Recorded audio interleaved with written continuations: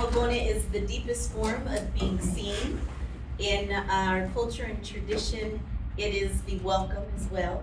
And seeing into your bones, your soul, your spirit, and the village always responds with a reciprocal acknowledgement. Yebo, Sawubona. Likewise, I see, I acknowledge, I shine, you shine. All of those deep-rooted things. So we'll start with that, and we will greet you, and you'll respond with Yebo, Sawubona. Sawubona. Yebo Sawubona. Sawubona. Yebo Sawubona. Sawubona. Yebo Sawubona. And whoever just walked in the room will be like, what is that? And you'll be like, I see you, because we just burn bright and blink our eyes and all of those things. So I am honored to be here with my co-presenters, who are just a small component of our leadership team, and then holistically the Ujima Collective, which as of this month graduated its 26th graduate from the Business Development Training Program, which is about a 10-month course.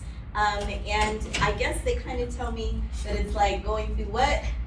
A little mini MBA. All right, so the next level is that PhD. And the team that we work with as our leadership team are 6 amazing, brilliant business owners in the industry who have really poured a lot of time and energy into training and curriculum development and supporting the last cohort as instructional staff and also as mentors and coaching. So we've got a really great comprehensive team. I myself, I represent the Office of Equity and Inclusion, lead the Office of Black Community Engagement with the City of Albuquerque, and am honored to do a whole lot of work, which you can always stop by our table and learn more about that throughout this day. Now, we have a little bit of business. I will make sure that my team can introduce themselves, and then we will move into acknowledging our ancestors while I drop them. So I'll pass the mic to the right. All right. Good morning. Good morning. And then I'm gonna add additional greeting method, which of course you know I am here fully present with the weight of my culture, right? And I'm gonna say Ndewono, and you're gonna reply Ndewo. Is that okay? Yes. Ndewono. Yebo. Beautiful, which means hi, hello, you all are doing great. All right, my name is Dr. Emmanuel Asone. I am here representing Omenka app. I am the CEO and inventor of Omenka app. Also representing Useku Foods, where you can find the authentic Nigerian Igbo taste of food, whatever you want.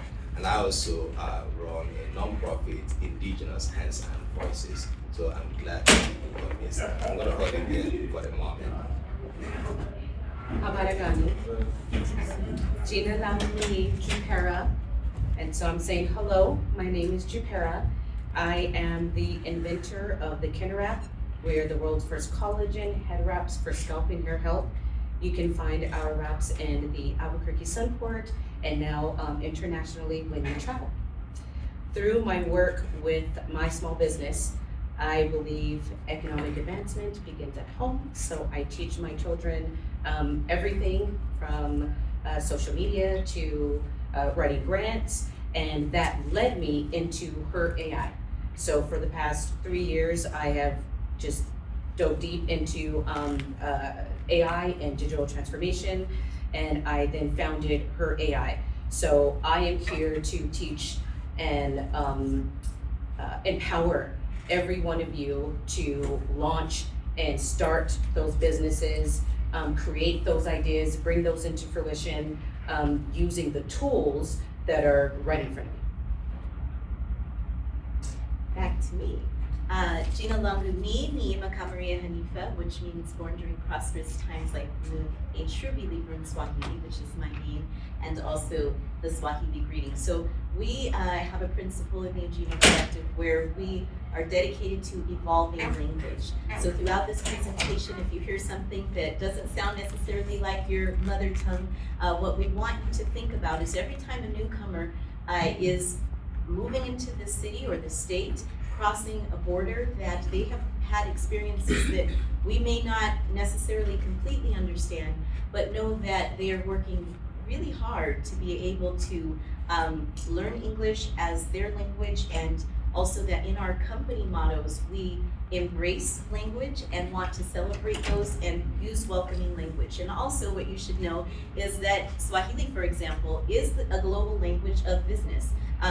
So when we have to think about how it is that we shift the ideas around minority, there's nobody in the room that is a minority. That shift is really that we have to consider the fact that we are the global majority as people of African descent. So I've noticed that I've knocked out the whole thing with it going dead. And so for our ancestor acknowledgement, what we always do in our spaces when we start a class or a lecture or just sharing a community circle in the garden, some of you have sat in those, we always acknowledge who we came from, the shoulders that we stand upon. So I call in space today my Aunt Beverly Bruce. My Aunt Beverly Bruce was an anthropologist. She worked in Lower Manhattan for most of her career. She worked in government and with the Peace Corps and traveled to a place called Liberia. Anyone ever heard of Liberia? All right, at that time, there was something called a coup. And if you don't know what a coup is, it is definitely a time when the regime is saying we're overthrowing government, there is war at every border, and here sits my aunt finding herself in the middle of this. So at that particular time, she had a co-worker that was in the home and an assistant who both lost their lives. She ran for her life out of the back door. And what I say, and out of that back door into the work that would take her through the end of her lifetime. And so I stand upon her great shoulders as a PhD doctoral professor, and I call her spirit into this space because she was an advocate for making sure that all of humanity was acknowledged, and she was the first person to tell me, Ni'ima, you're a global citizen, and so that means that you are a child of the world. So always embrace those cultures, have understanding, compassion, and care. And so that set me on the road for my life. And so I call upon my ancestor, Aunt Beverly Bruce. Anyone else like to share an ancestor that would like to share in this space?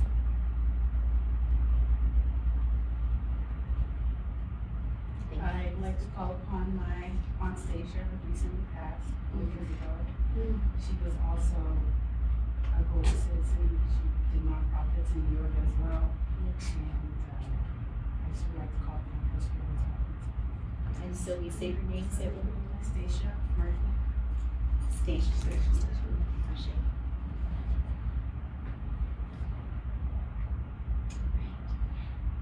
And so the next order of business is that if there's anyone older than 47 up in this room and living their golden life, if you would give us permission to be able to give the presentation today. All right, I see you. Thank you so much. And so within our cohort, we've introduced ourselves. You can definitely get our personal information afterwards, but we're going to share a little bit about how it is that we come up with our village agreements with our cohorts, and I will turn it over to my co-presenter, Mr. Perry. So when we started the Ujima Collective, Cohort 1 and Cohort 2 sat as a group, as a village, and decided what are our understanding, right? Maybe our rights more than rules, if you will, but just creating a safe space for when we walk into that building, wherever it was that we were learning at the time, that we were connected and we felt safe. And so each cohort has their own village agreements as to what we call them. And these are the village agreements for Cohort 1 that we came up with almost 2 years ago now, yeah. And so what is said in the village stays in the village. And that's just very explanatory. Sometimes we would come in and have very bad days, or listen, I need help with this problem I'm having with my business, and it stayed between us. We evolve language understand that knowledge is invaluable wealth. From collective wisdom, we praise in public, criticize in private. So that's something very big that I actually, had to learn on top of the notion of collective itself. The fact that we praise each other in public, regardless of where we are, regardless of what we do. We can give criticism, we can give feedback, we do that in private. We do not embarrass our own village. We support each other. We do not talk over one another, so everyone has a voice. Create a brave and courageous space. We extend love. So we love you regardless of your background or where you came from or how much money you have or if your idea is up here or down here. We are all on one level with the Ujima Collective. And so we honor time for everything. I don't care if you need to sit here and speak about your aunt. We will take the next 10 minutes to honor time for her. We step up to step back. And that's what the leadership team is here. We've come to certain stages in our businesses for now it is time for us to give back to the other small businesses, to the other entrepreneurs that constantly come up to us and say, how did you get your product in the airport? That's so cool. And I'm like, I applied. What do you mean? I believed in my product enough to where I think head wraps can sell in the airport. I simply applied. And so we are here stepping up to step back to let you know what is the opportunity that's there. We communicate effectively, we have fun, and we are empowering. So if there's anything we want you to take from this entire hour you guys are sitting with us is we want to give you the power. There's not one idea that's not valid. I taught at APS school first grade class yesterday, and I told them, you don't need a grown-up's opinion, you don't need a grown-up's authority, you don't need that when you have this idea in here. No one can take that from you, not even your parents.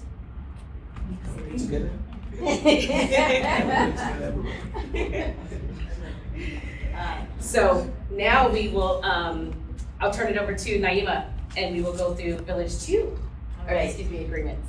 So I do want to say that you guys, are like this, like really busy and like holding on to the chair for your life, and it is hard to think about birthing your vision and becoming an entrepreneur and stepping into that space, or that you're seasoned and taking that leap of faith to expand. So give yourselves permission to hold space with us. If you feel like you hear something you like and you want to snap it out, if you're like, hey, I'm feeling that, sis, actually, could you pause there for a second? Or how did they come up with that agreement or what have you?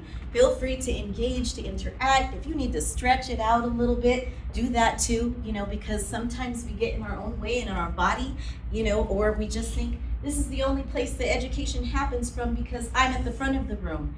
This is your space, so remember that you ignite that and you get out always what you put in, okay? So, in cohort number 2, the village agreements were a little bit different, and we had a little spicy group. Y'all a little spicy. We were a little spicy. So, I had to practice. Now, I don't get to tell them about any of these agreements, mind you. They decide for themselves. On day 1, they had a list 50 things long. I said, you know what? Usually in this 3-hour session is day 1. The cohort determines and comes up. I said, you guys need to go home and think about this. And if you can own this and if you can live with this. So it got pared down a little bit. So I had to be like, I'm going to go with that agreement. Stay open to receive. Explore new possibilities and remain curious. Remaining curious is hard, because it means that you can't be so committed to your idea or your plan or your vision that you aren't willing to trample on it, criticize it, give it to the group to deal with it, shred it in the shredder. One of the things that we talk about is how in architecture, the architecture professor says, build your structure. And then what happens? He says, all right, it's so great, you worked for a semester on it, now we're gonna break it right open. Because you cannot be that committed. Now you've got to build it stronger, right? So remain curious in the process. Bring your full identity and story and truth into the space. Honor the privacy of your village. That's important, right? Hold down your square and contribute to our shared growth. Have fun, because joy is, yes, part of the work. Communicate with care, presence, and clarity, and show up with honesty. Take responsibility. Now that piece, I just want to pause there because everyone has accountability partners. We know that in a village, if you want to go strong and go hard and go long for the distance, you've got to have a team. So you've all watched track stars, right? And that passing the baton. Do you know how many times they've got to practice that baton pass to ensure that they are able to be successful so that they can run the next leg in the race? Okay, so speak life into each other and the contributions, right? Treat ideas with respect, lead with love. We're here to evolve together, and we always give back to our communities. Is there anything that you didn't see in Collective 1 or 2 that you could say, you know what, I would feel like that's a value or something that I would like to see embraced? Or did we get it right? A little bit. Okay, I'm feeling it. I can advance something. We'll go to the next slide for you. Okay. Advance. So, what is the future of Black wealth and power? What do you all feel about that? What's the future of Black wealth and power? Any ideas? You know, I would say what's just coming to mind for me, the future of Black wealth and power is what they're doing in Africa, just kind of like gaining their power back, getting the rights, keeping everything in-house. In-house, okay, so less outsourcing, we could say. Anything else? Or taking care of home first. Oh, taking care of home first. In this village, we take care of our homes first, right? I like that. Okay, all right. Nima. Do we have a chalkboard? Yes, Miss Peggy. Yeah, I want to say that after Yeah. the Caribbean, Trinidad and Tobago, and collectively, I can, because I go home quite often, I can see where more and more people of African descent are growing and becoming very, very successful businesses, small, middle, and large businesses. It is, as a matter of fact, articles are being written about it within the Caribbean region. Beautiful, thank you for that sharing. And I just surprised. The birth certificate, Yes, ma'am. that's what it is. We have another. We had another one? Wait, go ahead. I was just going to say, there is no future without comprehending. I didn't say understanding, comprehending where we have been, what our heritage is, and creatively taking that information, that knowledge, that education, and moving it forward. So in order to know where we're going, we truly need to know where we have been, because often history will what? Repeat itself. And so if we do not want to find ourselves like a fly in some buttermilk or a bug in a web, we have to comprehend that and then take the stepping stones and keep building to be able to advance forward with an understanding that we're stronger together than apart. And there's an old expression that says, if you take one stick and you snap it, it snaps easily on its own. But if you take those sticks and you tie them together with yarn or tweed or whatever, if you tie them together like a bundle and then you try to break it, it's much more difficult, right? And so I feel that as African American people, one of the, I would call it side effects of colonialism and neo-colonialism is that we often have turned a lack of love into experiences that create pain, crab in the barrel syndromes, anger, and we don't love each other through. So we're looking at wanting to pull each other down. And I'm going to tell you that if we want to go forward, we will never get forward pulling each other down. Right. That's it. So that elevation, right, and we're talking about ownership, so thank you for bringing what that represents to you into the space. And the agreements for nationhood. The foundation of the birth certificate, it's a letter of sale, right? Everybody is issued a letter of sale for being a United States citizen born on this soil. So we surrender our children and our lives to the state. What we're looking at here is how we overcome being spoon-fed fear. I can't because the barrier is too high, and I'm gonna retreat from this. So as we reclaim what ownership looks like, what language looks like, how we evolve together, how our atomic structure and being, our health, all of the things you're gonna hear about during this presentation, is the breaking of that bondage. Thanks. I don't know. Yeah.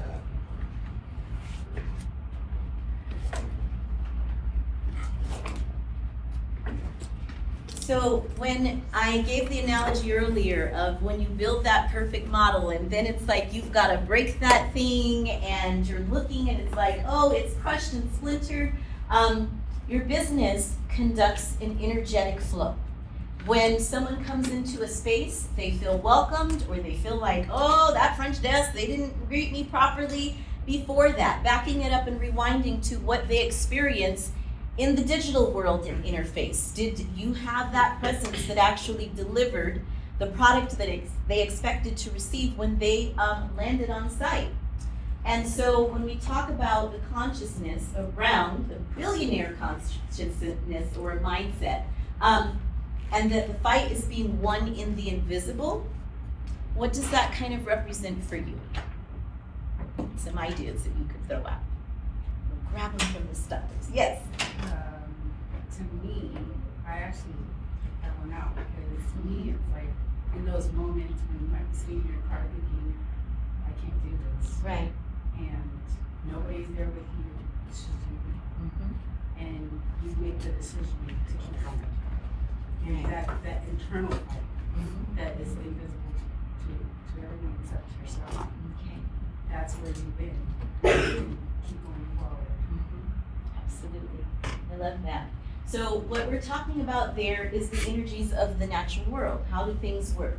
That we resonate at a frequency and we draw in what we need to attract. How many times have you just been, at a networking gathering, or you're just out minding your own business, getting out the car like you said, and you're on your way to the gym, and because I know everybody practices their physical fitness, right? And so then you're there and you're on your treadmill of life, right? And that person next to you, they're the answer to exactly what you need. And so as we address those cycles and how we measure and move through and magnify and amplify one another, we're operating at a frequency. So we can have a low vibrational frequency. I'm chilling in the room. I'm the wallflower. We can have a high vibrational frequency. When you walk in, you're like, hey sis, you look amazing. I love what you're doing with your hair today, right? And that we are conscious and mindful about the space that we create. And so these root forms and how we establish them, just like, a tree. We're growing and we're expanding and we've got our leaves and our branches, and the fruits of that labor is then expansion.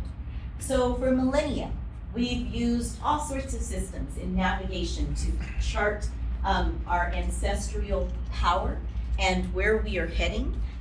There's an old spiritual that talks about following the drinking gourd to freedom, and that our ancestors, such as all of the folks that were making those passages through, had to consider, all right, I'm in a land that I've never seen before, and how it is that I find my North Star? And I hope you all applied for that grant, right, to the North Star, so that you can move forward. And it's all about being able to consider your timing, because timing in life is everything.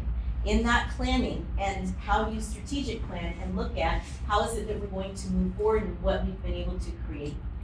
So I got another question, but it's not for y'all. Yeah. What cannot be destroyed, covered up, or co-opted? And I think I will call upon Dr. Emmanuel to go ahead and handle that question. Thank you. You're welcome. Once again, I greet you, and I am Dr. Emmanuel Ihechi Asonye. Ihechi means light of God. And I stand here before you carrying the weight of my cultural identity. As you can see, I come with my full chest, right? And talking about the ancestral knowledge and what cannot be destroyed, I think that is one of the reasons we keep moving, irrespective of how long we have been beaten down, irrespective of how long we have been told we are worth nothing. And standing here, I cannot in any way share my knowledge with you without you knowing who I am, without you feeling, smelling where I come from. I come from a village.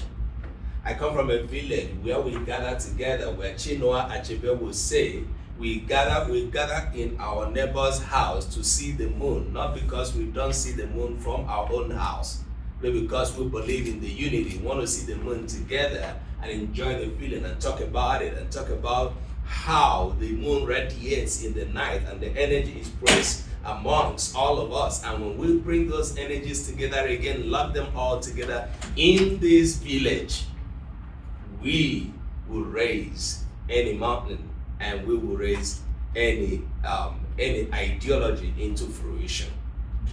How can I talk about what cannot be destroyed or what cannot be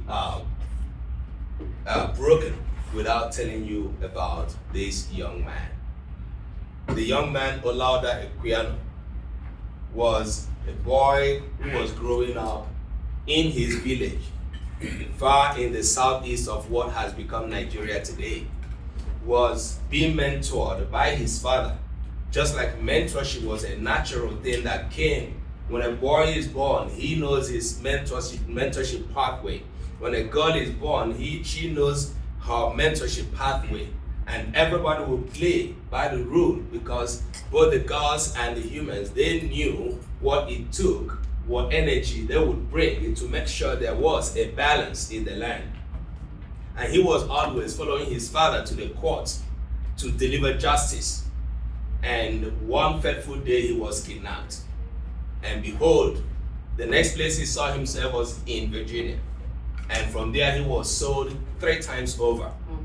And the next place he landed was in London. And this slave boy did everything, suffered everything. Of course, you know the story of the other 75 Igbo slaves who decided not to go. And they said, no, instead of us to be slaves, we're gonna have to end it here because we cannot be enslaved by our own and by a fellow human, especially seeing what others are seeing. What cannot be broken in us is who we are. Olaudah Equiano carried who he was across the Atlantic, thousands of miles away, being beaten down, but he said no. He was kidnapped by whosoever kidnapped him, sold over and over again with his sister. He was 11. At the time he wrote Olaudah Equiano his autobiography, he was already a very wealthy person. He bought his own freedom. He made money by barbing and every other thing that he was doing in the courtyard. And he found himself as a voice towards and against the abolition of what? Slavery. Who could have thought about a slave boy kidnapped in the far east of Nigeria, what became today Nigeria, to become so prominent a voice that in 1798, that he was one of the voices that you would ever hear about, against slavery. What can't be broken in us is who we are, that how many hundreds of years that we have been beaten down, we're still standing up. And we cannot do this, just like Ms. Brenda said, without continuously seeing ourselves as a unity. Just like, the broom. So we're here today. I have introduced you to my village. I speak Igbo. And sometimes we know that we need that unity. Now, I come from another village, which Niima and Jupera have also introduced to us, which is the village we call what? Ujima Collective. When I showed up that day, I showed up seeing people that look like me, but I showed up hearing something I never heard since I moved into the United States with my family. at the invitation of the University of New Mexico as a postdoc, and with all the promises, I thought, oh, I'm going to heaven to see angels, where I will no longer suffer and all of that. And that is a lie that is told all of us. Every single brother and sister of mine wants to cross over. They don't know what is inside. Do not blame them. That is what they have been told. We grew up learning, hearing, knowing all the lies, how this place is heaven, paradise, angels walking, and nobody suffers. Dollars, you can, block from your backyard. That's what we are told. So when we move over, you think that we're coming to take your jobs. No, we're here because we were told, we were brainwashed that this is heaven, this is paradise. And nobody knows until you come in. But that day, I heard a different message. I heard there could be a village. I heard there could really be a paradise here. But that paradise is one that we could build by ourselves, you and me. And we cannot build this without looking into the eyes of each other, knowing that you are me and I am you. You bear what I have what you bear. And none of this can be broken if we believe in ourselves. Today, I did not know how I migrated being a professor, leaving the university, running multiple businesses, and a non-profit, running a family of 5, and here, knowing that there is nothing for me because I don't belong, right? Nothing for me because I do not belong. But I tell myself I do belong. Hearing all those messages that we are a village. Whenever I left Ujima, I shed tears all through the training we had. Why? I was like, I never believed the saying about 8 years in the United States and coming to see people who really think like me, look like me, do things like me. I was like, I never believed it. I have been here with my family going to several churches, white church, black church, brown church, and all of that. Those do not answer to this. And what am I saying? Our people know that we are unified when we stand together. And we say it in several different ways. In my culture, there is the exposition of wisdom and knowledge that comes from the elderly. And it is only from the elderly that we get such custodians. Those who are custodians of wisdom, we listen to them. We listen to the knowledge that comes from their words. And that's how I've been raised. And when I always stood in the midst of my brothers and sisters, listening to the messages that came from Ujima and all the presenters, I saw wisdom, I saw knowledge. And today, what is my role in Ujima, the village that I have seen myself? It is to pass down the knowledge and the wisdom that I have learned over time. And that is how it should go. Each one of us here is a mentor if you know you have learned from someone who was before you. Each one of us is a custodian of wisdom if you know that you have something that you can show. And that is what? It has to go back to the village. It has to. Resilience. And that was what Olaudah Equiano showed. He was a slave. He couldn't stop when he hadn't bought his wisdom. But then when he hadn't bought his freedom, when his freedom was bought, he said, no, I cannot keep quiet. I'm going to have to give back. And that is all we express when we recognize ourselves as a village.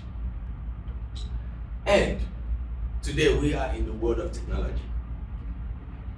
And some of us say, oh, do not touch that technology, it will kill you. Others say, oh, there's nothing you can do without that technology. We are black people. We are all people who come from Africa. We know that we have everything it takes to build the world the way we want it, whether with technology or with the traditional knowledge. And that is why I created Omega app, the device, the platform that preserves my language and culture, the embodiment of my language and culture. And the question for all of us today, which my sister Jupera is going to help us ask more or answer, is how do we harness technology to serve us and not to destroy us? Thank you, brother.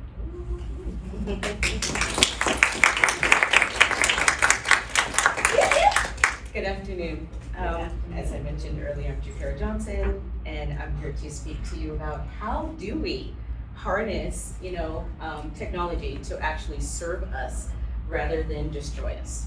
So when we talk about recognition and what we've done and what we've built, I think it's also important to talk about what has been taken from us.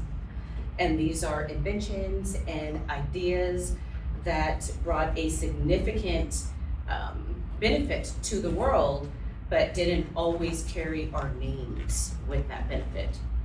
So when we talk about Madam C.J. Walker, many of us have heard of her before. She revolutionized, the hair care industry, but also economics and distribution. Madam C.J. Walker was the first female millionaire, not black female, the first female millionaire here in the United States. I need you to think about something. I'm not a millionaire right now, right? And I have products in the airport, and I have products in the hotels, and hopefully one day I'm putting it in the air, I will be a millionaire. Yeah. But I sell products at like $36 a piece. Madam C.J. Walker sold hair care, cream, oil, gel, whatever you want to call it, wax, for 10 cents a can. It became the first female millionaire. I need you to think about the dedication, the persistence that took for that woman and the team of women that she built to go door to door. And they weren't only going to door to door, they were going to door when it was dangerous for black women to be out there carrying money and saying, we have a product and look at us and well, look at what I can do for you. This is my entrepreneurship. And they did that off of 10 cents a can. If that doesn't motivate you, I don't know what will. I call him, Mr. Woods, the Black Edison. And the reason why we put him on here is he has 60 plus patents. It almost killed me to get one patent, right? And he has 60 plus patents, including the automatic brake, the railway telegraph, and the roller coaster. What?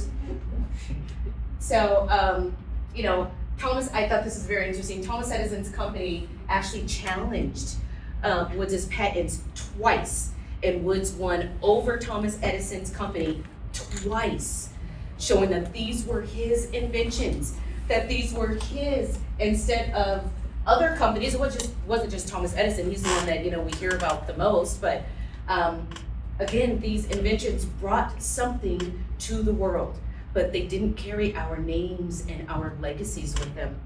And so what I want to portray, from these inventors here is, because inventions have always been in our blood, right? Then that means ownership is simply the next step. So you already have the know-how to create. We are all creative. Now ownership is simply the next level. You shouldn't want to sit on your idea and to sit on your business venture because you're afraid of what others are going to think, or you don't have the finances, or that's what the Ujima is here for, is to show you how to get around those roadblocks. Because it's not that I didn't have them, it's that I had a team to show me how to get over those hurdles.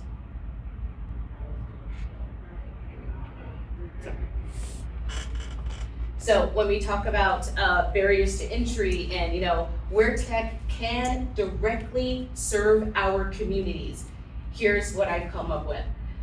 First, it lowers barriers to entry for entrepreneurship. Listen, our grandmothers had to save money for their rent. Now that rent money is my marketing money because of digital transformation. Because I don't need a brick and mortar like my grandmother did to carry her mom and pop shop and the corner stores. I have a Shopify store where I pay $39 a month. So that rent money is now my vacation money. It's now my marketing money. It's now money to buy more products with to put on my shelves in the airport. That's what digital transformation has done. E-commerce creates ownership without needing physical storefronts. Online marketplaces expand reach. Somebody could go to kinderwrap.com when they're in China. And I paid a a computer tech, maybe around $200. This was a couple years ago to make my website toggle capability, so you could change my website to any language. There's like 56 of them right now that you can change my entire website to match your language. I did that because to think that Americans are the ones that are going to make me a millionaire is silly. We are a very small portion of the world's income. And so you have to think globally. And our grandmothers are their grandmothers. My parents couldn't even think globally in that perspective where we can from our phones. It democratizes knowledge, right? So online learning platforms teach high income skills. You could go to any Google free AI classes. You're gonna find them from MIT, you're gonna find them from Harvard, you're gonna find them from Bank of the West. They're offering them like crazy now because they realize that digital transformation and AI is where we are going. And so we are offering online learning programs for our youth to be able to learn, to be able to do this. Coding, digital marketing, AI, literacy, open career pathways. There's no explanation for that, how that's, opening the pathways for us. And it amplifies our stories and our narratives. Right now, we can use social media to get our story across. We can have, start a coup and walk out of here and put that on social media to get that visibility. We don't need the media approval anymore.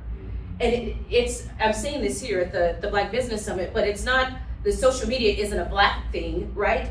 But it is a tool that I believe our people can use to amplify our message. And then, of course, it addresses disparities in healthcare access, and that's a huge one. Right now, it used to be that you had to be in a close proximity to a good hospital, right? To be able to talk to your doctor and to get the referral, and now there's teledoc. And so technology has pretty much put an X on the barrier for when with area codes and transportation and not having a car now to get to your doctor. Now you can log online and get that referral for that specialist to see your heart doctor, right? And in the Black community, to me, what technology, how it addresses the disparities in healthcare access, that means early prevention. That means early intervention in the Black community with our health, especially when mistrust in the medical field is so prominent within our community.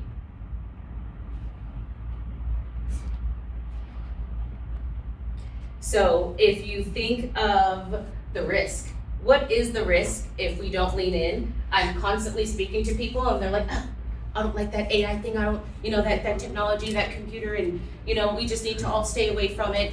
And it's like, okay, well, we can sit this one out if you want to, but it's gonna be built without you. And it'll be built without our history. It's gonna be built without our voices, and it's going to be built without our code. I was on a call with someone the other day, and I told them, we are at a paradigm change right now. And I say this all the time when I speak to people about AI.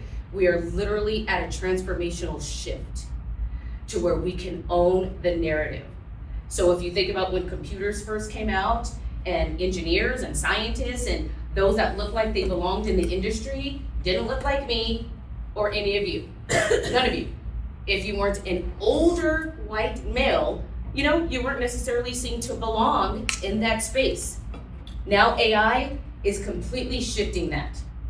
If the definition of AI is machine learning, that means the machine needs someone to learn from. I don't understand why we're not stepping up to the forefront and saying that's going to be me, because I am. I'm saying I can teach an AI class. I can do this, I can do that, because I spent a couple of months or up to 2 years just learning different things. But representation and innovation is necessary. You guys, it's not an option anymore.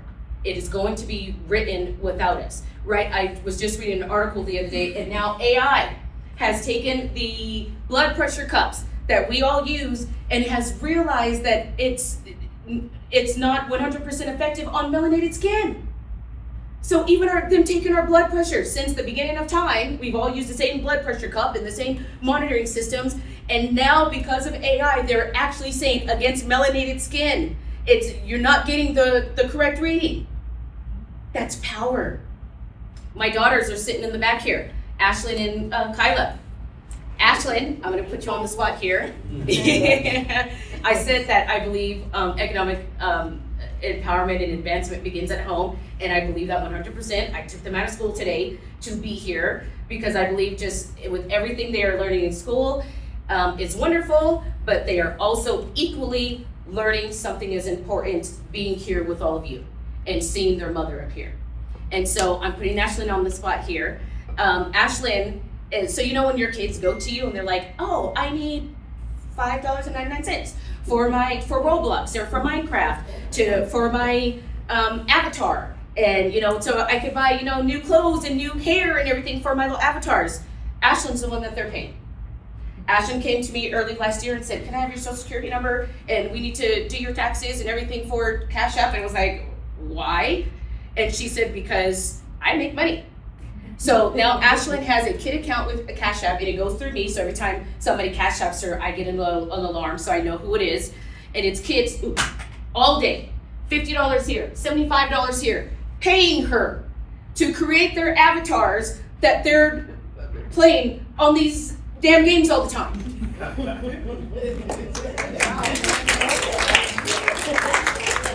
So that is economic advancement. That is power. That's showing them that I'm not teaching my children that there isn't hard work. They saw me up until 3:30 literally this morning putting together this presentation.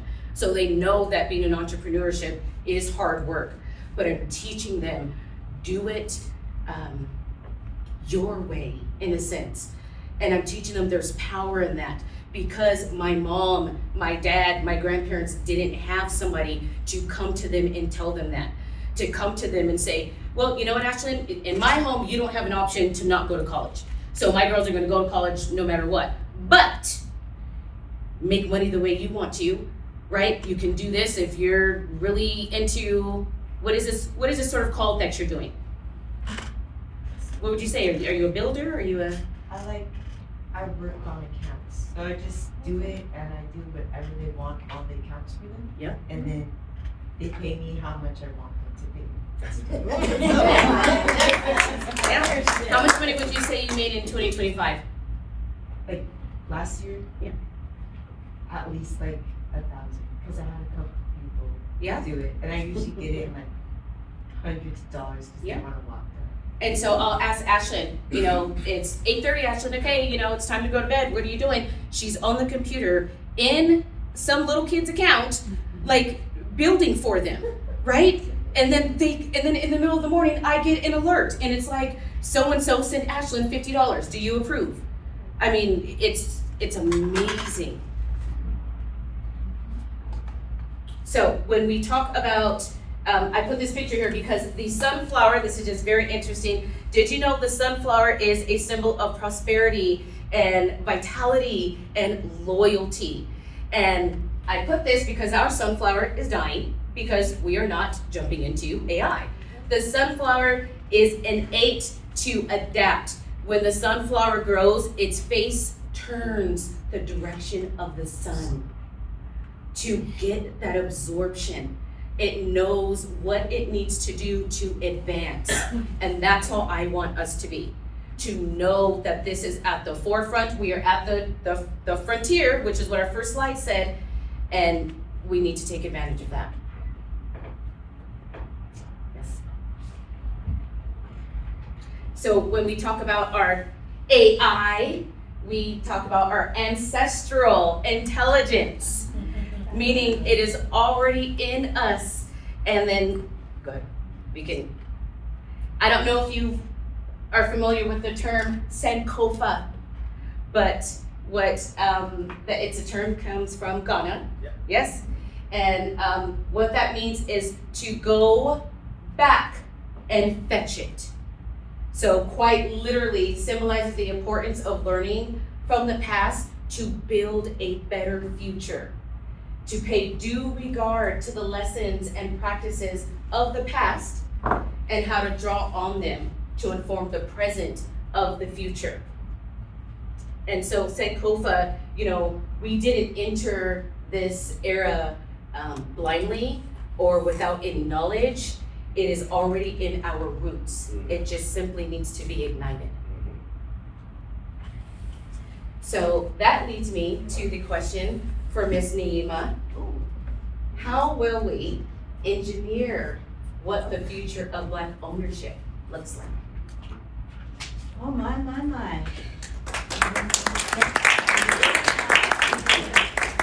What it looks like in 5 minutes or less. So you're gonna have to join us in August, which is Black Business Month, all around the country, because we will give a full day of lots of series and presentations. So the revolution, will it be televised? Will it not be televised? Is it live? I feel like we are really live because we check in with our what? You just learned AI is what?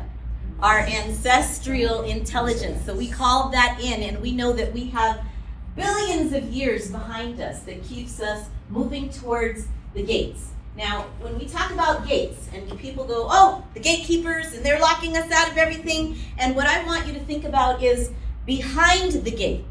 What is worth the good keeping? What protections do you need to have in spaces, in places, to be able to say, just like those inventions and those patents that we did not legally have the rights to be able to protect, what is worth closing the gates for? And what is it that you're preserving? We talked about family. We talked about ownership. We talked about how it is that these little lights are in their building, right?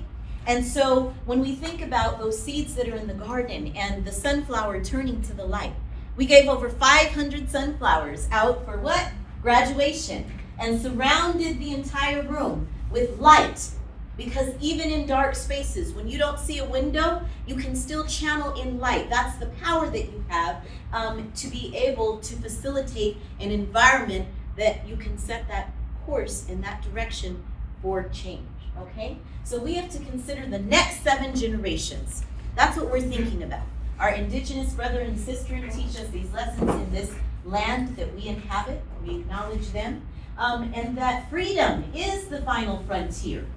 When we speak about belongingness, and Dr. Emmanuel saying, me as a scholar coming into a university environment and not being able to feel that sense of belongingness for 8 years until I walked into the doors of the Ujima Collective and had to break down the walls and the barrier in my mindset about what had begun to be built around my heart space. Like that warming up and being able to say we have trust, okay, to build the trust that's needed for that revolution. That revolutionary thinking is about collaboration. Ujima literally means collective work and responsibility. I don't advance unless you do too. So I get out of my own way as an individual, and the preparation is to say, if there are 1,000 of us standing, and when I'm in a room of 1, because they always want to talk about, oh, you're the first at this. No, you're the first at being seen in this space, but you carry the legions of the ancestors and those who are unborn in the womb. Our grandmothers were carrying us to be passed through this way. And so when we think about how do we trust, the trust piece is that we must have coaching. We must have guidance. Those who say, you know what is it that you have in you, Japera? I see it. I saw it 6 years ago when you walked into the doors at West and you were looking for your opportunity and the yes. And this is the green light because I'm going to show you the strategy, right? I'm not just going to abandon you somewhere along the way or say I'm just going to consult and go do these 20,000 things. You're going to tell me what you're capable of. And I'm going to give you the information and build the team that you need for the revolution of your mind and to increase that potential for saying when there's 1,000 of us in that space of belonging, When we talked about fear earlier and being spoon-fed that, there's something new and refreshing and innovative that you're being given and fed. So our enslaved ancestors, when we think about literally being 42 years old, I'm 47, is there anybody in the room younger than that? Raise your hand. Okay, so if your life was just about to be over, what would be the most important thing that you do, sir, in the back? Build my homestead. Okay, you'd have built it, right? Yeah. Because you want to leave that for them. Okay, who else raised their hand? Oriana, what would you want to leave at 42 years old?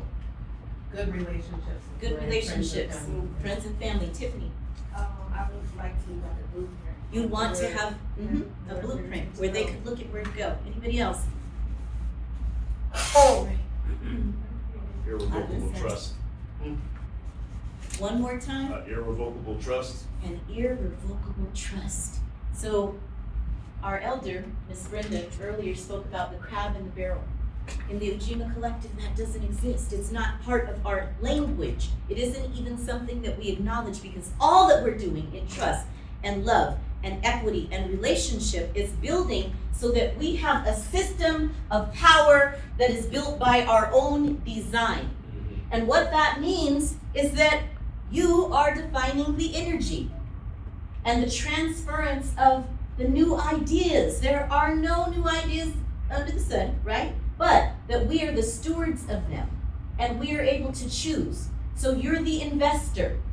You're the steward and the transference of the wealth. So you're the pass-through. We come through this space for but a moment. So our natural resource and our spiritual energy and how we leave this space that we want the next 7 generations to be able to build from, it means that absolutely nothing belongs to you, right? And so when you lean into that, the way that you build your team and the environment that they will operate within and the structure of that business, it means that you stand on business, right? Is that you've gotten out of the way so that it can evolve and support and sustain for the next generation. So leave the world in wonderment. Your earning potential, it's immeasurable because you are the driver in the seat, right? There is no financial projection that will teach you bravery, courageousness, grit, and that gut belly strength that allows you to navigate those waters of entrepreneurship. And I will leave you with your mission. I'm a beekeeper, and the hive is perfect. It's perfect because in nature, if 2 queens are born, the hive says, we're gonna have to herd you all together. And they're gonna duel until one becomes an ancestor, right? And the other is left to steward the 60,000 to 70,000 bees. And so each one knows its perfect space. I feed, right? I guard, okay? I collect and I gather and bring into the hive. And so when you answer the call of being the 5% of the Earth's population to be a builder, to steward a business and a company, to feed the 95% of humanity, you'd better take that very seriously. Because the mortgage is your responsibility at your sister's house, at your brethren's house. Those babies that you're feeding, you're making sure that you're bringing in the wealth and being able to capitalize on that to steward and redistribute so that the village is well. We do that as a collective. So you're tasked with building a collective so strong that an army can't advance against your territory. And you all are the revolutionary act of resistance, and that is the final frontier. Are you ready for the final?